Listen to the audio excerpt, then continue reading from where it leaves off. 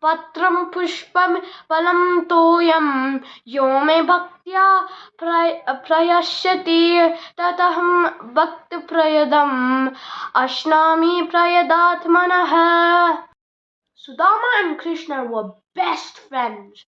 Sudama was very poor but very smart, and Krishna was a king and very rich. He was also known secretly as a god.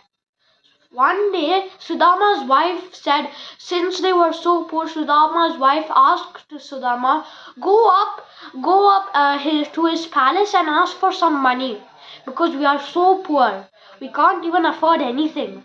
But then Sudama disagrees. Why? I'm so poor. I'm so ragged and all of my clothes are torn apart. I'm not going up. It's too bad. Looks very dirty. Then Sudama's wife says, at least go and see him. Sudama agrees because it's his only chance. But since it's only his only chance, Sudama asks Sudama's wife, he asks him, we can't go without anything. Can you at least give him some food? Sudama's wife agrees as well and goes to all the houses and begs for some food. They give her some grains. With the grains, she makes Krishna's favorite food, flattened rice. Sudama's wife finished the flattened rice. Sudama goes all the way up to the palace called Dwaraka. The guards ask who he was.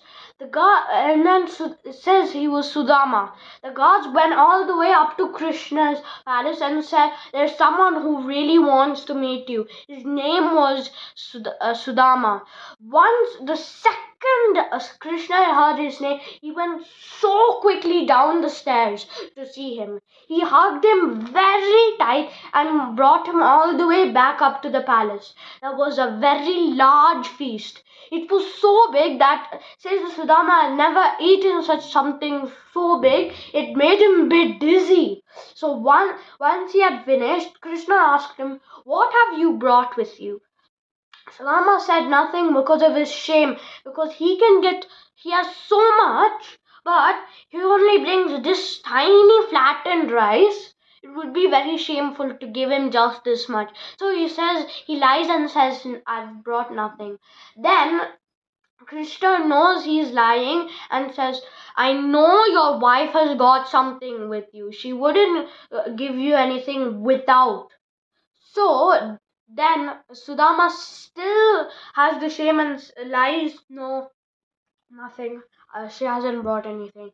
Then Krishna tugs out the flattened rice. He was shocked. It was his favorite. All the guards looked at him, and one another whispered, why, he has such a big feast and yet he's eating this. Then Krishna has it so happily. He has one bite, two bite, three bite, and then Krishna's wife said that's enough. Then Sudama goes back to his home. But his home was gone. Instead, there was a palace rebuilt. It was so large. And then he went inside the palace and he looked like his wife was so beautiful and his children all rich. It was shocked. It looked like it actually was them. And they were really rich. And this happened because every bite Krishna took from the flattened rice, it was that gave him 10 times the best things. So the moral of the story is, God, if you give something little to God, He will give 10 times the amount. So you should always have bhakti to God.